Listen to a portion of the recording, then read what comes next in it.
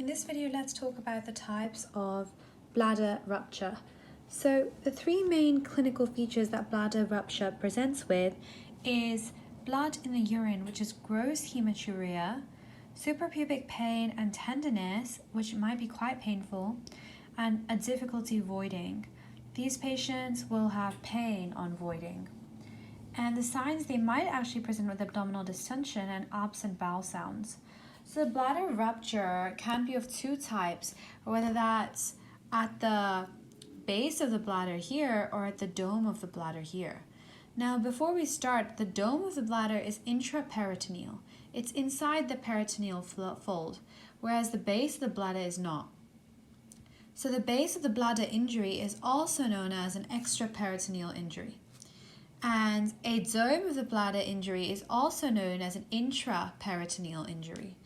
Now, if you can just imagine the dome of the bladder being distended because of urine accumulating in the bladder. So imagine the bladder fills up because of the urine. As it fills up, it's going to start to put a bit of pressure on the peritoneal fold there. However, when this bladder is more and more distended, the injury is likely to occur at the dome of the bladder here. So an intraperitoneal injury is what I'm talking about when I point here.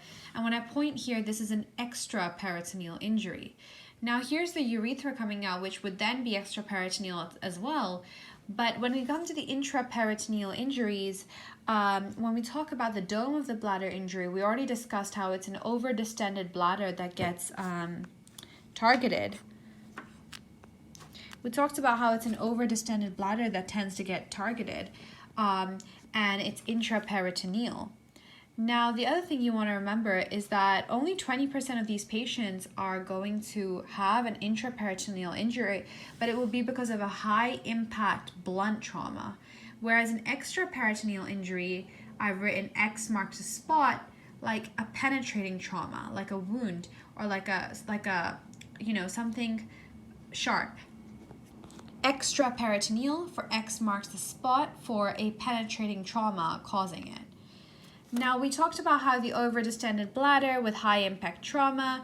For intraperitoneal, you want to remember I for immediate surgery. You cannot delay this. You cannot delay this with a delayed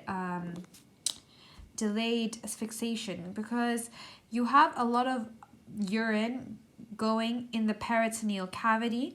And as the urine goes into the peritoneal cavity, it's also going to cause irritation, inflammation, and therefore we're not going to have as much abdominal bowel sound, as much as bowel sounds. When it comes to the extraperitoneal ruptures, these are, due to X marks the spot, so for penetrating trauma, and specifically it's lower down, so you can imagine that a pelvic fracture might impinge on that base of the bladder here. Also, what we can do is just drain the bladder, because it obviously still contains urine. And as we drain that bladder with an indwelling catheter, we can follow it up with a cystogram after 2 weeks to check how much of it has healed the bladder. Whereas here we do surgical treatment, and if it's completely beyond repair, you can go up to a cystectomy. All right, thank you for watching.